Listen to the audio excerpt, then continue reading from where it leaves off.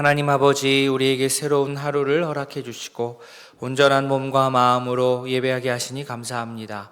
우리가 누리고 있는 이 모든 것 다 주님의 것임을 다시 한번 고백합니다. 나의 시간과 나의 재물, 나의 재능, 내가 가진 모든 재원 다 하나님께서 주셨으니 주님을 위해 쓰고자 다짐합니다. 이 마음 변치 않게 하여 주셔서 나 홀로 은혜를 누리지 않고 가족과 성도 그리고 이웃들과 풍성하게 나누며 살게 하여 주시옵소서. 오늘도 말씀을 통해 우리를 교훈하시고 이끄실 주님을 찬양하며 예수님의 이름으로 기도합니다. 아멘. 하나님의 말씀 말라기 2장 17절부터 3장 12절까지입니다. 구약성경 1328면 말라기 2장 17절부터 3장 12절까지입니다. 네, 한 절씩 교독하도록 하겠습니다. 너희가 말로 여호와를 괴롭게 하고도 이르기를 우리가 어떻게 여호와를 괴롭혀 드렸나이까 하는도다. 이는 너희가 말하기를 모든 악을 행하는 자는 여호와의 눈에 좋게 보이며 그에게 기쁨이 된다 하며 또 말하기를 정의의 하나님이 어디 계시냐 함이니라. 여호와가 이르노나 보라, 내가 내 사자를 보내리니 그가 내 앞에서 길을 준비할 것이요 또 너희가 구하는 바 주가 갑자기 그의 성전에 임하시리니 곧 너희가 사모하는 바 언약의 사자가 임하실 것이라. 그가 임하시는 날을 누가 능히 당하며 그가 나타나는 때에 누가 능히 서리요. 그는 금을 연단하는 자의 불과 표백하는 자의 잿물과 같을 것이라. 그가 연단하여 깨끗하게 하는 자같이 앉아서 레위 자손을 깨끗하게 하되 금 은같이 그들을 연단하니 그들이 공의로운 제물을 나 여호와께 바칠 것이라. 그때 유다와 예루살렘의 봉헌물이 옛날과 고대와 같이 나 여호와께 기쁨이 되려니와 내가 심판하는 너희에게 임할 것이라. 점치는 자에게 간음하는 자에게 거짓 맹세하는 자에게와 품꾼의 싹에 대하여 억울하게 하며 과부와 고아를 압제하며 나그네를 억울하게 하며 나를 경외하지 아니하는 자들에게 속히 증언하리라. 만군의 여호와가 말하였느니라. 나 여호와는 변하지 아니하나니 그러므로 야곱의 자손들아 너희가 소멸되지 아니하느니라. 만군의 여호와가 이르노라. 너희 조상들의 날로부터 너희가 나의 규례를 떠나 지키지 아니하였도다. 그런즉 내게로 돌아오라. 그리하면 나도 너희에게로 돌아가리라 하였더니 너희가 이르기를 우리가 어떻게 하여야 돌아가리까 하는도다.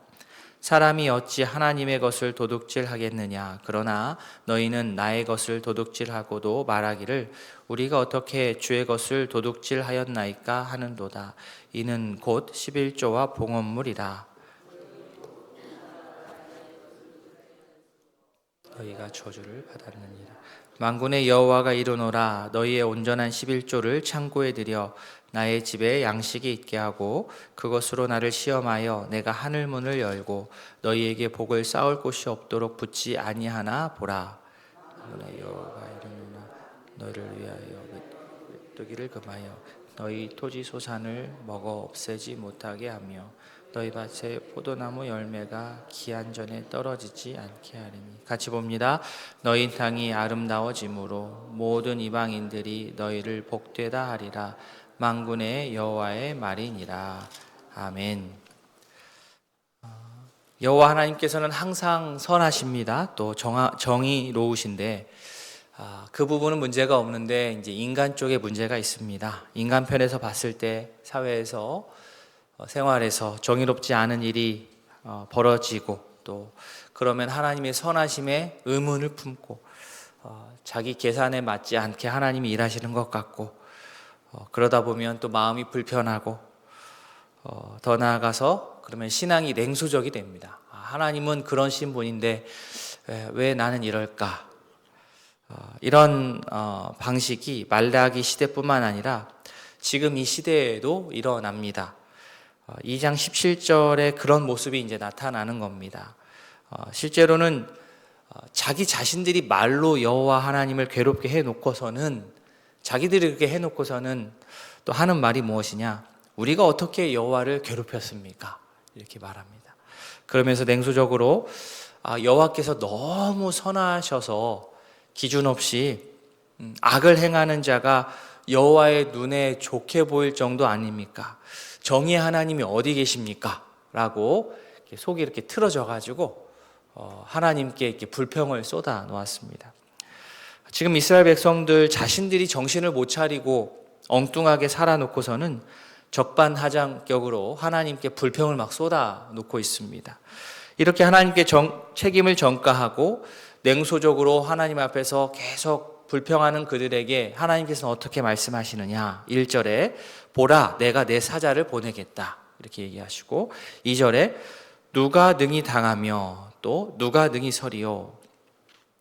보시면 하나님께서는 그러한 불평을 하는 적반하장으로 나오는 그들에게 언약의 사자를 보낼 것이다. 그 언약의 사자가 백성들을 변화시킬 것이다. 그래서 그 모습을 표현하기를 그는 금을 연단하는 자의 불과 표백하는 자의 잿물과 같다 이렇게 말했습니다. 용광로의 불이 광석의 그 불순물을 다 녹여서 제거해서 이제 순전한 금과 또 은을 만들어내듯 또 표백제가 얼룩을 제거하여서 깨끗하게 하듯 그 역할을 언약의 사자가 감당할 것이다. 특히 레위 자손부터 이 작업이 시작되고 그들이 앞서 섬길 때에 공의의 제물을 바칠 수 있게 된다 하였습니다.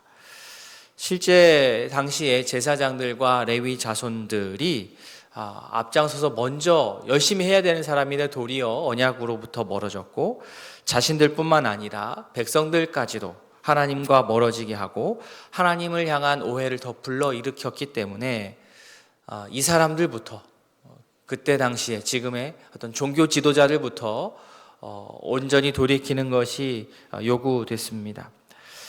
하나님께서는 백성들을 교훈하실 때에 갑자기 이스라엘 백성들을 망하게 하려고 잡으려고 급작스럽게 그런 목적으로 덮지지 않으십니다. 하나님은 끊임없이 교훈하시고 설득하시고 알려주시고 경고하시고 책망하십니다. 왜 그렇습니까? 그들이 그 말씀을 듣고 좀 돌이키기를 바라기 때문에 하나님께서는 이 여호와의 사자, 이 언약의 사자를 통해서 백성들이 정결케 되어서 돌아올 기회를 그럼에도 불구하고 계속 주셨습니다.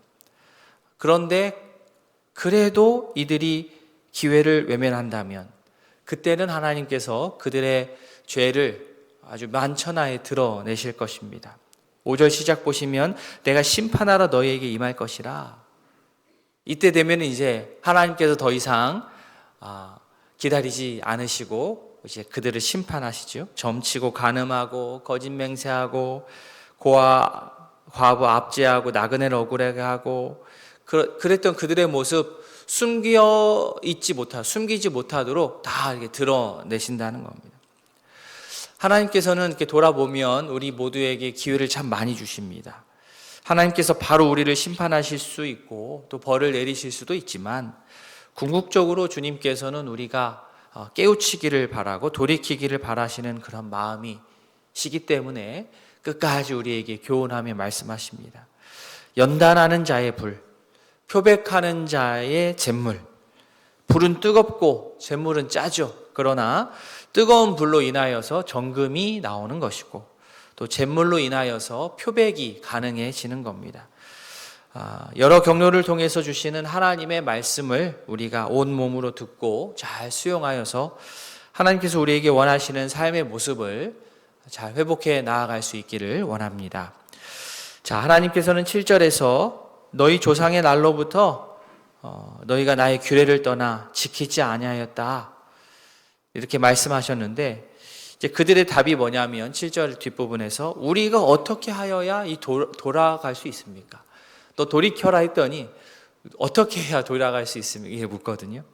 하나님께서는 그들이 11조와 헌물 약탈을 반역의 증거로 들으셨는데 이스라엘 백성들은 반문해요. 내가 어떻게 약탈했습니까? 또 이렇게 나옵니다. 사실 이스라엘 백성들이 하나님께 11조와 헌물을 열심히 드리지 않았느냐? 아닙니다. 그들은 열심히 드렸습니다.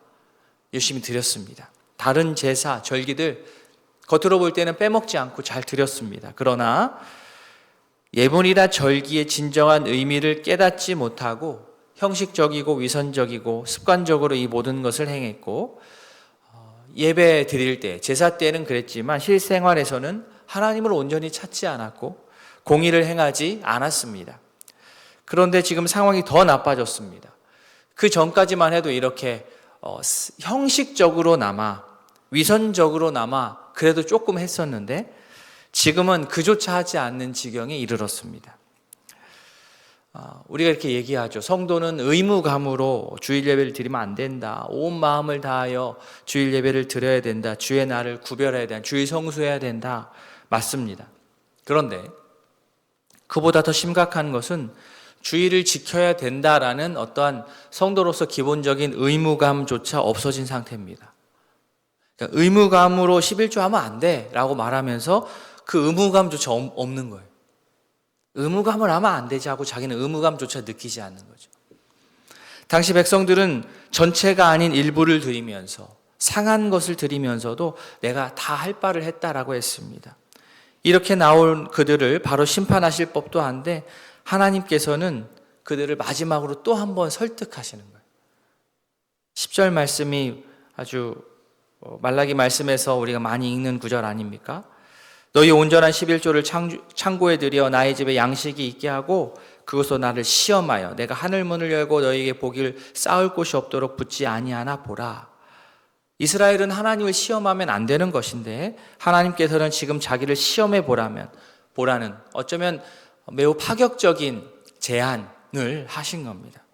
그 말씀을 잘 따르면 해충도 막아주시고 열매가 떨어지거나 맺지 못하는 일이 없을 것이고 결국 이스라엘은 즐거움의 땅이 될 것이고 주변 이방인들로부터 행복하다는 소리를 듣게 될 것입니다.